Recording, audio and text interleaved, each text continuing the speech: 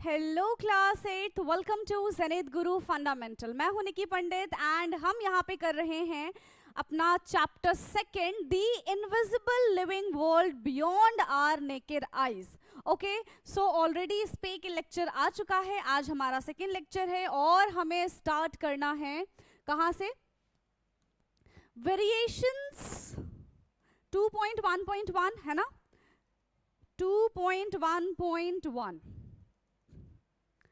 So variation in shape and the structure of cells. तो last time हमने दो type के सेल्स देखे थे। हमने एनिमल सेल के बारे में जाना था, हमने प्लांट सेल के बारे में जाना था, और हमने ये देखा था कि प्लांट सेल के पास सेल वॉल प्रेजेंट होता है ना, एंड वैक्यूल्स प्रेजेंट होते हैं। सेल वॉल एंड वैक्यूल्स जो है वो एनिमल सेल के पास एब्सेंट होते हैं, वहां पे प्रेजेंट नहीं होता, राइट। फिर हमारे पास लास्ट में एक क्वेश्चन आया था कि अगर हम सिर्फ एनिमल सेल को ही कंपेयर करें तो क्या एनिमल सेल में भी सेल्स में वेरिएशंस हो सकते हैं? तो डेफिनेटली एनिमल सेल में भी सेल्स में वेरिएशंस हो सकते हैं, क्योंकि हमारी बॉडी के अंदर सिर्फ एक ही सेल या फिर एक ही टाइप का सेल प्रेजेंट नहीं होता। मिलियंस ऑफ सेल्स हमारी बॉडी में प्रेजेंट होते हैं, अलग अलग शेप के, अलग अलग साइज के, एंड उन सब के फंक्शंस भी अलग अलग होते हैं, right. Okay, so the muscle cells and the nerve cells of the human are shown in this figure. तो यहाँ पे हमारे पास दो सेल दिखाए गए हैं। कौन कौन से सेल्स हैं? मसल सेल्स हैं एंड नर्व सेल्स है। तो यहाँ पे देखो, ये है हमारा मसल सेल, और इस तरीके से ये जो नर्व्स होते हैं हमारे, है ना, नर्व सेल्स। बॉडी में हमारी मिलियंस ऑफ नर्व सेल्स भी प्रेजेंट है, ठीक है, बहुत सारे नर्व सेल्स हमारी बॉडी में प्रेजेंट है। एंड इसका फंक्शन क्या है कि ये इंफॉर्मेशन पहुंचाता है, ठीक है। क्या काम करता है ये नर्व सेल्स? ये इंफॉर्मेशन पहुंचाने का काम करता है। सो the muscle cells and the nerve cells of the human are shown in this figure. What are the similarities and the differences you see in them? तो इसमें हमको क्या similarities देखने के लिए मिलेंगी, क्या differences देखने के लिए मिलेंगे? तो देखो similarity क्या है, इनके पास इनका सेल मेम्ब्रेन होगा, इनके पास इनका न्यूक्लियस होगा, ठीक है, और इनके पास साइटोप्लाज्म होगा। डिफरेंस क्या देखने के लिए मिल रहा है कि इनका शेप कैसा है, ठीक है। डिफरेंस क्या देखने के लिए मिल रहा है हमको कि इनका शेप कैसा है, अलग अलग शेप के ही, अलग अलग स्ट्रक्चर के हैं ये। So muscle cell is shape like spindle. जो हमारा मसल सेल है उसका शेप कैसा है? वो स्पिंडल शेप का है। इसको हम क्या कहते हैं? स्पिंडल शेप कहते हैं, ठीक है।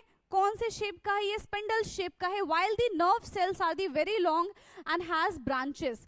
जबकि जो हमारे पास नर्व सेल है वो ऐसे लॉन्ग ट्यूब में है एंड उसके पास अपने कुछ ब्रांचेस प्रेजेंट है जिनको हम डेंड्राइट्स कहते हैं, ठीक। ये जो है ना, ये क्या है? Hair like structure. इसको हम क्या बोलेंगे? इसको हम डेंड्राइट्स बोलेंगे, ठीक। Similarly some cells are round in shape. जैसे कि ब्लड सेल्स के बारे में बात करें तो ब्लड सेल्स जो होंगे वो राउंड शेप में होंगे, या फिर ओवल बोल लो। जो एग सेल होंगे वो भी कैसे शेप के होंगे? वो राउंड शेप, ओवल शेप के होंगे, ठीक। while other are long and the thin. The number of cell also vary in the different organisms. number of cells का भी वेरिएशंस होते हैं। किसी में मान लो एक ही सेल प्रेजेंट है, किसी में 5 सेल हो सकते हैं, किसी में 10 सेल हो सकते हैं, किसी में 100 सेल हो सकते हैं, किसी में 1000 सेल हो सकते हैं। तो बहुत सारे सेल्स भी हो सकते हैं और एक सेल भी हो सकता है। तो नंबर ऑफ सेल्स भी वेरी करते हैं organisms to organisms. Why do cells look so different from each other?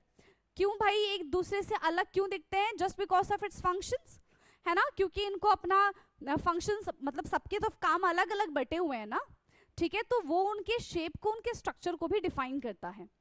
So does the shape and the structure of cell related to its function? Yes. So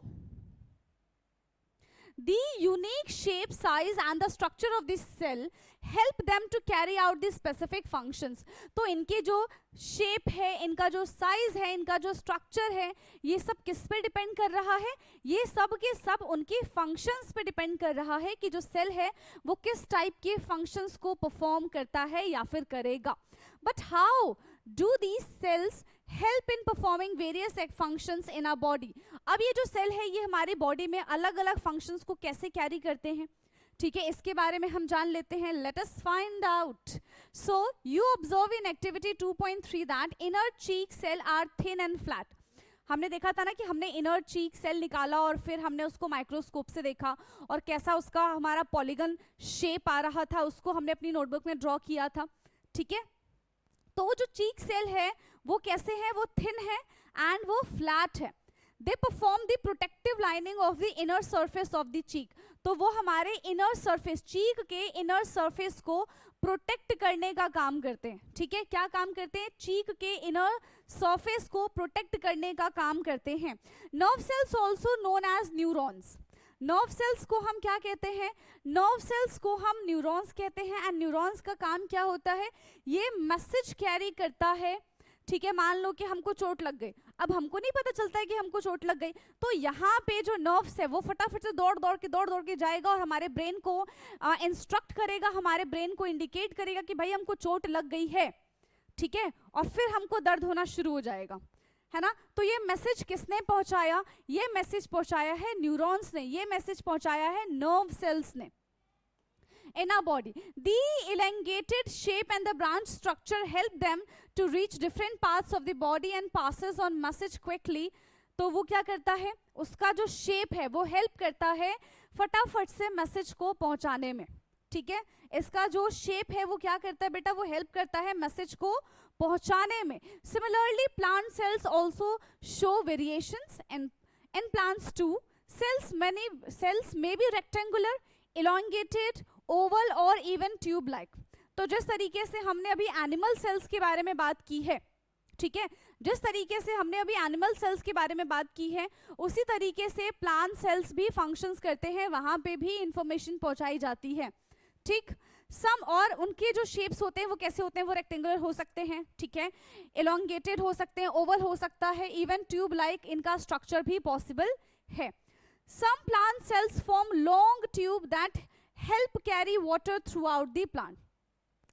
plants में कुछ sales कैसे होते हैं, long tube होते हैं, जैसे xylem की अगर हम बात करें तो जाइलम क्या करता है, प्लांट्स में हेल्प करता है टू कैरी वाटर, है ना, वाटर को रूट्स से निकाल के प्लांट्स के हर एक पार्ट तक पहुंचाने का काम करता है। ऐसे ही अगर हम प्लांट्स में फ्लोएम के बारे में बात करें तो फ्लोएम भी क्या काम करेगा, खाना पहुंचाने का काम करेगा, ठीक। You have already studied the digestive system in grade 7. हाँ, हमने पढ़ा हुआ है digestive system. Different parts of the digestive system are made up of different types of cells. Yes. The group of muscle cells are present in the food pipe and these cells contract and relax a wave-like manner. तो चाहे हम digestion के बारे में बात कर ले, respiration के बारे में बात कर ले, तो यहाँ पे भी कॉन्ट्रैक्शन एंड रिलैक्सेशन होता है, ठीक है। मसल्स जो है वो कॉन्ट्रैक्ट होती हैं, वो रिलैक्स होती है। तो ऐसा ही डाइजेशन के प्रोसेस में भी होता है, ठीक है। जो मसल्स है वो कॉन्ट्रैक्ट होती हैं एंड वो रिलैक्स होती हैं।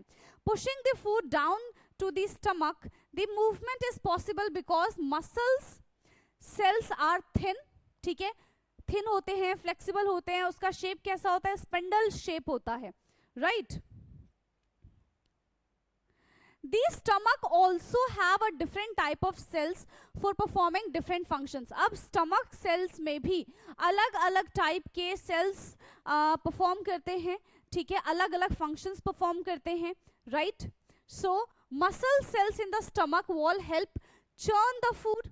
जैसे कि अगर हमारे मसल सेल्स के बारे में बात करें तो वो क्या काम करता है, हमारे स्टमक में फूड को चर्न करने का काम करता है, ठीक है, उनको डाइजेस्ट और चर्न, ठीक है। Outer cell in the inner lining of the stomach produce digestive juices. वो क्या करेंगे, उनको और ज्यादा ब्रेक डाउन करने में हेल्प करेंगे। हमारी बॉडी के अंदर ऑलरेडी एक एसिड प्रेजेंट होता है, that is hydrochloric acid, concentrated hydrochloric acid. ये भी क्या काम करता है, बैक्टीरिया जो हमने इनगल्फ कर लिए हैं उनको किल करने का काम करता है and it maintain the pH of our stomach, हम ये भी कह सकते हैं, ठीक। All these cells work together to make a digestion possible. और ये सारी चीजें मिलके, ये सब एक, हम ऐसा बोल सकते हैं कि ये सब मिलके ही पूरा डाइजेशन का प्रोसेस परफॉर्म करते हैं। हम ऐसा नहीं कह सकते कि सिर्फ एक सिंगल सेल ने डाइजेशन का प्रोसेस संभाल लिया, नहीं, हर एक सेल अपना अपना काम करेगा, अपना अपना फंक्शंस करेगा, उसके बाद ही डाइजेशन का प्रोसेस होता है। तो यहाँ पे हम क्या बोलेंगे कि इन सारे सेल्स ने एक साथ काम करके, ठीक है, एक साथ काम करके डाइजेशन को पॉसिबल किया है। ये सिर्फ एक सिंगल सेल के बस की बात नहीं है। नाउ 2.2 2.2 क्या है? What are the levels of organisation in the body of the living organisms. ठीक है, तो लेवल ऑफ ऑर्गेनाइजेशन क्या है लिविंग ऑर्गेनिजम्स का, इसके बारे में देखते हैं. देखो यहाँ पे क्या क्या चीजें हैं. हमारे पास सेल्स है. ठीक है, जब बहुत सारे सेल्स आपस में कनेक्ट होते हैं, ठीक है, तो वो किस चीज का फॉर्मेशन करते हैं? वो टिश्यू का फॉर्मेशन करते हैं. एंड जब टिश्यूज कनेक्ट होते हैं तो वो ऑर्गन का फॉर्मेशन करते हैं. एंड जब ऑर्गन्स कनेक्ट होते हैं तो वो ऑर्गन सिस्टम का फॉर्मेशन करते हैं. एंड ऑर्गन सिस्टम से क्या बनता है? एक ऑर्गेनिजम्स बनता है, एक लिविंग बीइंग्स बनता है. ठीक है, तो सबसे छोटी यूनिट क्या हो जाएगी? हमारी सेल हो जाएगी. सेल से बनता है टिश्यू, टिश्यू से बनता है ऑर्गन, ऑर्गन से बनता है organ system, and organ system से बनता है ऑर्गेनिजम्स. ठीक, so the body of the living organisms is organised in a complex way. ठीक है, तो जो हमारी बॉडी है वो कैसे ऑर्गेनाइज है? एक कॉम्प्लेक्स वे में ऑर्गेनाइज है. Cell is the basic unit of life, just like a brick in the basic unit of a wall. जैसे एक घर को बनाने के लिए सबसे बेसिक चीजें जो चाहिए होती हैं, the most important thing is brick, वैसे ही एक बॉडी को मेंटेन करने के लिए, एक लिविंग ऑर्गेनिजम्स को मेंटेन करने के लिए किस चीज की रिक्वायरमेंट होती है? एक सेल की रिक्वायरमेंट होती है. So cell is that brick. ठीक है, जो हमारी बॉडी में होता है. So a group of similar cells form a type of tissue. एक जैसे सेल्स मिलके, ठीक है, एक जैसे सेल्स मिलके किस चीज का फॉर्मेशन करते हैं? टिश्यू का फॉर्मेशन करेंगे. एंड फिर डिफरेंट टिश्यूज आपस में ऑर्गेनाइज होके क्या बनाएंगे? ऑर्गन बनाएंगे. एंड सेवरल ऑर्गन्स एक साथ काम करके किस चीज का फॉर्मेशन करते हैं? ऑर्गन सिस्टम का फॉर्मेशन करते हैं. That perform a major functions of the body. हमारे बॉडी में देखो कौन कौन से ऑर्गन सिस्टम प्रेजेंट होते हैं? Respiratory system, digestive system, circulatory system, है ना. तो ये सारे के सारे सिस्टम होते हैं जो कि वेरियस ऑर्गन्स से मिलके बने हुए होते हैं. इसमें कौन काम करता है? ऑर्गन ही तो काम करेगा. Now all the organ system together make a complete organisms. And यही जो ऑर्गन सिस्टम है ये मिलके क्या बनाते हैं? एक ऑर्गेनिजम्स को बनाते हैं. ठीक, like a plant or an animal, so the level of organisms are, so level of organizations are, कितने लेवल है? 1 2 3 4 5. Cell, tissue, organ, organ system and organisms. ठीक, these levels of organization help us to understand how simple building block like cell come together to form a complex living beings. तो ये जो organisation है ये हमको क्या indicate कर रहा है? ये हमको क्या बता रहा है कि किस तरीके से, ठीक है, एक सिंपल सा दिखने वाला सेल खुद को अरेंज करके, है ना, एक कॉम्प्लेक्स बॉडी का फॉर्मेशन करता है. तो ये जो ऑर्गेनाइजेशन है ये आपको पता होना चाहिए, है ना. सेल से मिलके बनता है टिश्यू, टिश्यू से बनते हैं ऑर्गन, ऑर्गन से बनते हैं organ system, and organ system से बनता है एक ऑर्गेनिजम्स. ठीक, the life of complex living organisms being with a single cell egg, the egg of an organism has an amazing ability to divide repeatedly to form a complete living being made up of many cells. Such living beings are called multicellular organisms. तो यहाँ पे कुछ ऐसे organisms होते हैं जो unicellular होते हैं, कुछ ऐसे ऑर्गेनिजम्स होते हैं जो मल्टी सेलुलर होते हैं. Now what is the difference between unicellular organisms and multicellular organisms?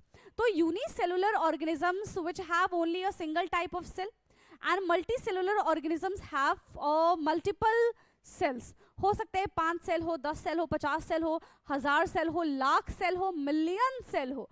तो मल्टी सेलुलर में ये सारे के सारे आ सकते हैं. But in case of unicellular there is only a one cell present. ठीक है, यूनिसेलुलर में सिर्फ और सिर्फ एक ही सेल प्रेजेंट होता है. Animals including humans and the plants are example of the multicellular organisms. तो हम जो हैं वो किसके एग्जांपल्स हैं? हम मल्टी सेलुलर के एग्जांपल्स हैं. नाउ एवर हर्ड ऑफ, हाँ देखो ये तो आपने सुना होगा, जो एक एग होता है, ठीक है, जो एक एग होता है वो एक सिंगल सेल है. ठीक है, जो एक एग होता है वो क्या है? एक सिंगल सेल है. एंड ऑस्ट्रिच का एग आपने सुना होगा, भले देखा नहीं होगा, पर ऑस्ट्रिच के एग के बारे में आपने सुना होगा कि सबसे बड़ा अगर किसी का एग होता है तो वो किसका होता है? ऑस्ट्रिच का होता है. है ना, बड़ा सा एग होता है ऑस्ट्रिच का। और सोचो इतना बड़ा सेल है, आपने सोचा सेल जो है वो इतने छोटे होते हैं कि हम उसको अपनी आंखों से नहीं देख सकते, बट सबसे बड़ा सेल कौन सा है, ऑस्ट्रिच का एग है। तो वो एक सेल है इतना बड़ा, जो ऑस्ट्रिच का अंडा है, जो एग है, उसको हम एक सेल बोलेंगे, ठीक है, वो सिंगल सेल है। समझ में आया? So the yolk, the yellow part of the egg of an ostrich is a single cell, ठीक है। तो जो येलो पार्ट होता है ऑस्ट्रिच का, ये दिख रहा है ना यहाँ पे पिक्चर में आपको बना के दिखाया गया है, इसको हम क्या कहते हैं, ये एक सिंगल सेल है एंड द लार्जेस्ट सेल, अब तक का सबसे लार्जेस्ट सिंगल सेल कौन सा है, ऑस्ट्रिच का egg. The largest known cell in the living world measuring about 130 mm to 170 mm in a diameter, the egg contain extra non-cellular material, a cell of a protection and a white liquid that nourish the cell during the continued development, ठीक है। तो ये क्या करता है, ये help करता है, ठीक है, ये क्या करेगा, ये हेल्प करेगा एग को नरिश करने में, ठीक, समझ में आया। तो सबसे बड़ा सेल कौन सा होता है, सबसे बड़ा सेल होता है हमारा ऑस्ट्रिच का एग। और अगर कभी आपसे ये पूछ लें कि अच्छा इतना तो पता, छोटा सा सेल बता दो भाई, छोटे से सेल का नाम क्या है, तो छोटे से सेल को हम कहते हैं माइकोप्लाज्म, ठीक है।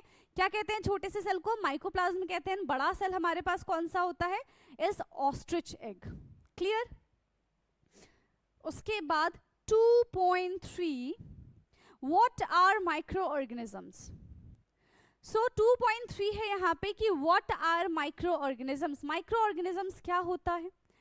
सो ऐसे organisms which is very difficult to see, है ना, क्योंकि वो माइक्रो होते हैं, हम क्या है, हम मैक्रो है ना, हम क्या है, हम मैक्रो हैं। एंड वो जो ऑर्गेनिजम्स होते हैं वो कैसे होते हैं, माइक्रो होते हैं, बहुत छोटे छोटे से ऑर्गेनिजम्स होते हैं।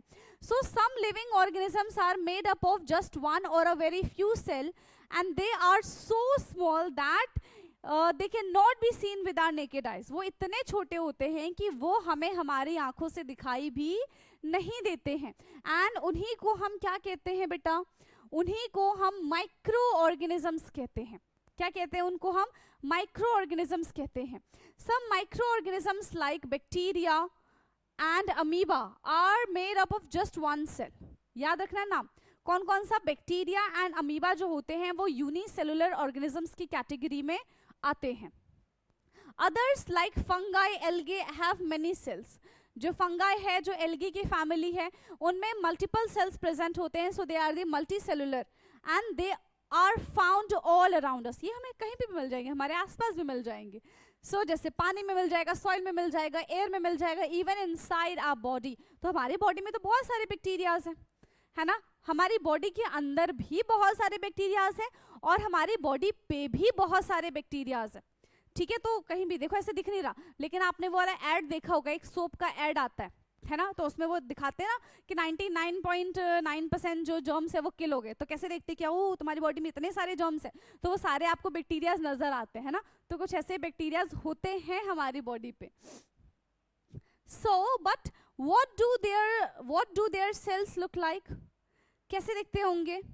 Are they like a plant or an animal cell or just we learn about, or are they different? किसकी तरह वो दिखते होंगे, प्लांट सेल की तरह, एनिमल सेल की तरह, या फिर जो हमने ऊपर सिंगल सेल्स पढ़े उनकी तरह, या फिर ये थोड़े से अलग है, कैसे दिखते होंगे ये? To observe the cells of the microorganisms again, we need to use a microscope. Micro organisms का सेल देखने के लिए हमको डेफिनेटली माइक्रोस्कोप की जरूरत पड़ने वाली है, ठीक है।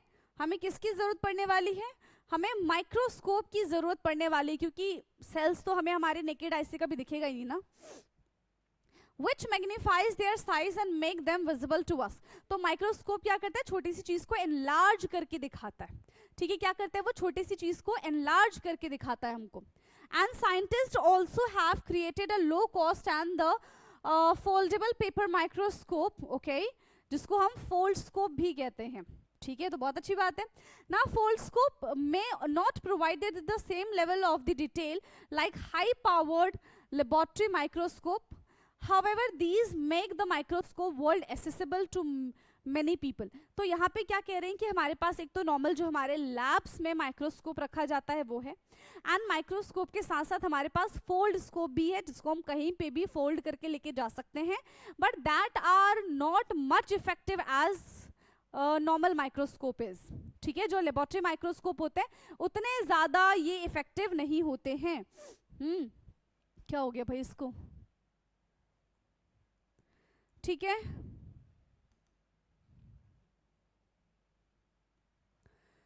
नाउ तो यहाँ पे हमारा वो वाला पोर्शन खत्म हो गया था. ठीक है,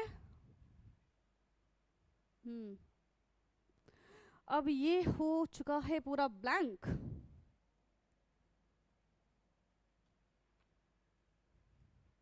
सॉइल सस्पेंशन नहीं, ये भी हमने नहीं पढ़ा है ना. So we have covered what are micro organisms, तो ये हमने देख लिया है. ठीक है, now let us now take a closer look at the fascinating world of the microscope. तो अब हम जरा माइक्रोस्कोप के वर्ल्ड के बारे में जानेंगे. ठीक है, माइक्रोब्स के वर्ल्ड के बारे में जानेंगे. माइक्रोब्स क्या होते हैं जो भी हमने पढ़ा, जैसे कि फंगाई है, बैक्टीरिया है, ठीक है, प्रोटोजोआ है, एल्गे है, वायरसेस है, तो they all are the microbes. ये सारे के सारे क्या हैं? ये सारे के सारे माइक्रोब्स हैं. एक्टिविटी 2.4,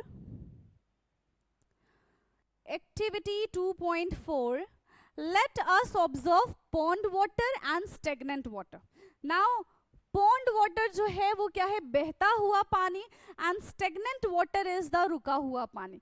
ठीक है, तो बहते हुए पानी में जर्म्स वगैरह जो होते हैं, जो ये माइक्रोब्स होते हैं, वो ज़्यादा टिक नहीं पाते, लेकिन स्टेगनेंट वाटर में तो ये रहते हैं. स्टेगनेंट वाटर जो है इनका घर है.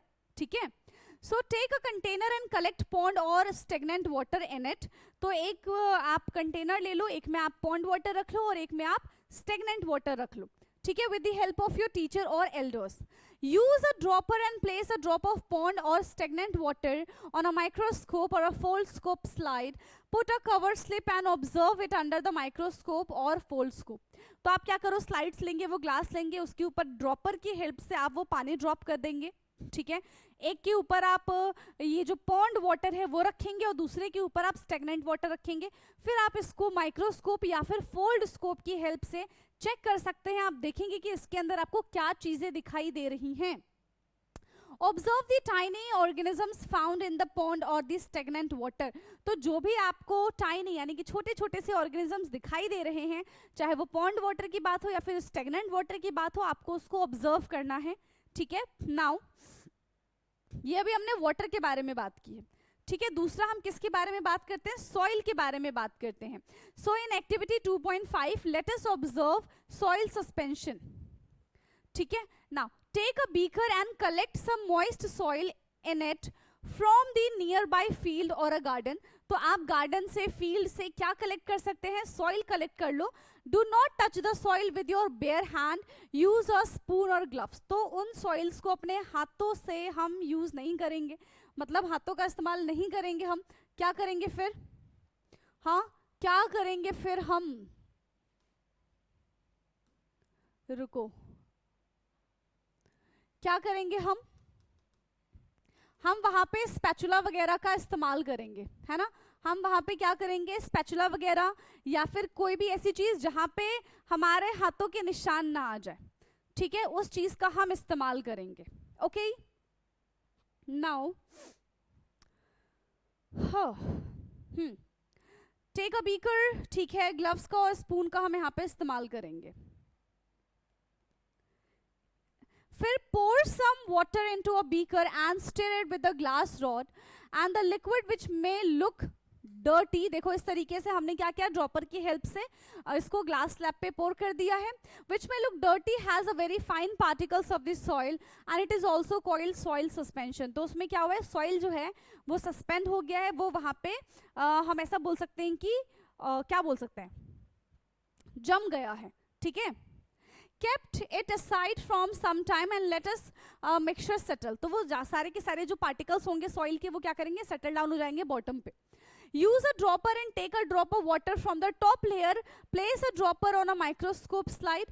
Cover it gently with a cover slip and observe it under the microscope. तो इसको भी अब आपको माइक्रोस्कोप की हेल्प से देखना है, ठीक है। इसको भी आप क्या करेंगे, with the help of microscope आप चेक करेंगे कि सॉइल वाटर में आपको किस टाइप के माइक्रोब्स देखने के लिए मिल रहे हैं। Clear? You may observe small moving microorganisms similar to those you saw in activity 2.4। तो चाहे आप पॉन्ड वाटर ले लें, चाहे आप स्टेगनेंट वाटर ले लें, या फिर आप सॉइल सॉल्यूशन ले लें, इन सब में आपको क्या नजर आएगा? यस, इन सब में आपको क्या नजर आने वाले हैं? वो बैक्टीरियाज, वो माइक्रोब्स नजर आएंगे, ऐसे मूव करते हुए आपको नजर आएंगे, जो चीज आपको आपके नेकेड आई से नहीं दिखेगी। ठीक, this indicates that even soil suspensions contain a variety of the tiny creatures that cannot be seen with the unaided eyes, and the tiny creatures that cannot be seen with the naked eyes are called microorganisms। तो even suspended soil में भी हमको क्या नजर आएगा? वो tiny particles नजर आएंगे, वो टाइनी माइक्रोब्स नजर आएंगे, जो हमें हमारी अनएड आई से दिखाई नहीं देता है। और इसीलिए इन छोटे छोटे पार्टिकल्स को, इन छोटे छोटे माइक्रोब्स को हम क्या कहते हैं? माइक्रो ऑर्गेनिजम्स कहते हैं। क्या कहते हैं उनको? हम माइक्रो ऑर्गेनिजम्स कहते हैं। क्लियर?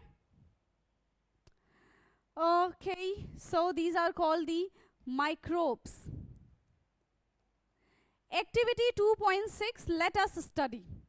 तो क्या पढ़ने वाले हैं हम इसमें? A group of student studying in grade 8 performed activity 2.4 and 2.5।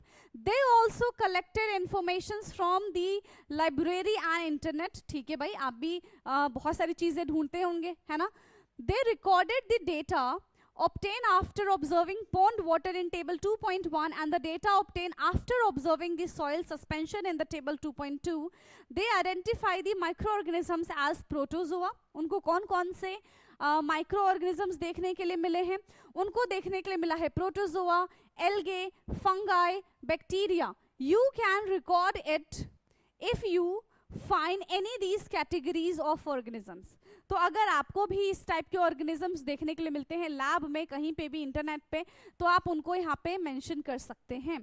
तो organisms present in pond water, देखो कौन कौन से ऑर्गेनिजम्स प्रेजेंट है। अगर हम अमीबा के बारे में बात करें तो अमीबा में आता है हमारा प्रोटोजोआ, नाम पता होना चाहिए। अमीबा में क्या आता है हमारा? प्रोटोजोआ। सिंगल सेल है, ठीक है, और इररेगुलर शेप होता है, कैसे भी इसका शेप हो सकता है अमीबा का। ठीक, फिर बात करते हैं हम पैरामीशियम की। पैरामीशियम में आता है प्रोटोजोआ, ठीक है। Single cell move from one place to another, movement takes place with the help of the specialised structure. तो इनका जो ये हेयर लाइक स्ट्रक्चर है, ठीक है, इनका जो हेयर लाइक स्ट्रक्चर है ना, ये इनको मूव करने में हेल्प करता है। उसके बाद आता है हमारा एल्गे, ठीक है। उसके बाद क्या आता है हमारा? Algae. So single cell look green because of the presence of the green pigment. तो इसके अंदर ग्रीन पिगमेंट प्रेजेंट होता है, इसी वजह से ये हमको कैसा दिखता है? ग्रीन ग्रीन दिखाई देता है, ठीक है। Movement takes place with the help of the specialised structure, दिख रहे हैं? तो ये इनसे अपना मूवमेंट शो करते हैं। ओके, इसको हम क्लाइमोडोमोनास कहते हैं।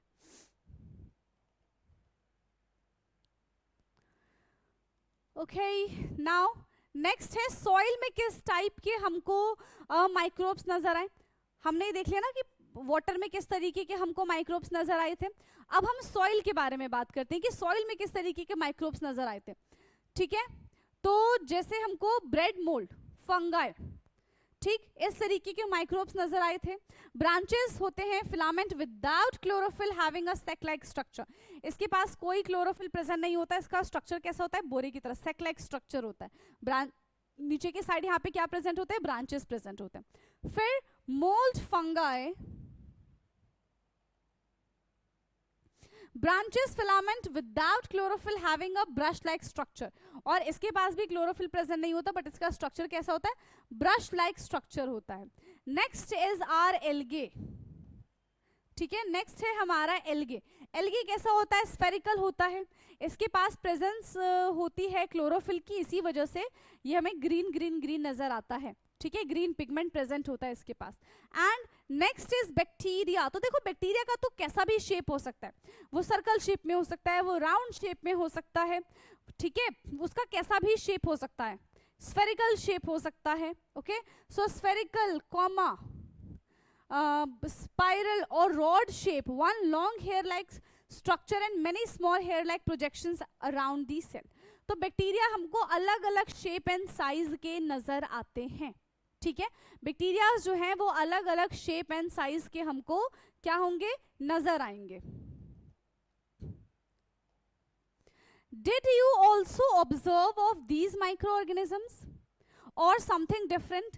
क्या आपने इन सारे के सारे माइक्रो ऑर्गेनिजम्स को ऑब्जर्व किया, या फिर जरूर नहीं कि यही माइक्रो ऑर्गेनिजम्स, इनके अलावा भी बहुत सारे माइक्रो ऑर्गेनिजम्स हैं, क्या आपने कभी उनको ऑब्जर्व किया है? अगर ऐसा कभी है सो ये सारे की सारे information you have to put in your notebook, ठीक है। टेबल और in table 2.1 and 2.2 you have to identify a variety of micro organisms, ठीक, एंड दे आर एवरीवेयर। ऐसा नहीं कि आपको कहीं ढूंढने जाना पड़ेगा, हर जगह ये आपको माइक्रोब्स नजर आ जाएंगे and we can only see them with the microscope. हम इसको अपनी अनेर आइज से, हम इसको अपनी नेकेड आइज से नहीं देख सकते हैं, हमें इसको माइक्रोस्कोप से ही देखना पड़ेगा। A device that magnifies them 100 to 400 times, यानी कि सोच रहे हो उस पार्टिकल को वो कितने बार जूम करता है, 100 से 400 बार जूम करके हमको वो चीजें दिखाई देती, इतने छोटे होते हैं, ठीक। दो micro organisms are small in size, they play an important role in our life, ठीक है। हर एक माइक्रोब्स हमारे लाइफ में एक बहुत इंपॉर्टेंट रोल प्ले करता है। कुछ माइक्रोब्स जो होते हैं वो हमारे लिए बेनिफिशियल होते हैं एंड कुछ माइक्रोब्स जो होते हैं वो हमारे लिए क्या होते हैं, हार्मफुल होते हैं। क्लियर है? एवर हर्ड ऑफ, चलो इसके बारे में भी जान लेते हैं। क्या हमने कभी ये सुना है, एवर हर्ड ऑफ वायरस? देखो वायरस के बारे में तो आप सबने सुना है ना, कोरोना वायरस के बारे में आप सबने सुना होगा, तो वो भी क्या एक टाइप का वायरस ही है। सो virus are the microscope and acellular. Viruses multiply when they enter a living cell and they may infect plant, animal or bacteria cells and may cause a disease. तो वायरस की खास बात क्या है कि अगर वायरस नॉन लिविंग्स पे है तो वो खुद को रेप्लिकेट नहीं करेगा, वो खुद को मल्टीप्लाई नहीं करेगा, but if enter in any living organisms तो वो अपना काम करना शुरू कर देगा, फिर वो खुद भी एक लिविंग ऑर्गेनिजम्स की तरह बिहेव करेगा एंड उसका कंटिन्यूअसली मल्टीप्लिकेशन होता रहेगा, ठीक है। And it cause disease, definitely it can cause disease, okay. तो ये वायरस की कहानी है, वायरस के बारे में हमें इतना पता होना चाहिए। Now how are we connected to microbes? हम माइक्रोब्स से कैसे कनेक्टेड हैं ये चीज हम जानेंगे अनदर क्लास में, ठीक है। तो यहाँ से हम नेक्स्ट क्लास में जानेंगे। तो सेकेंड लेक्चर यहाँ पे हमारा होता है खत्म, बाकी का discussion we will do later. तब तक के लिए पढ़ते रहिए। Thank you so much.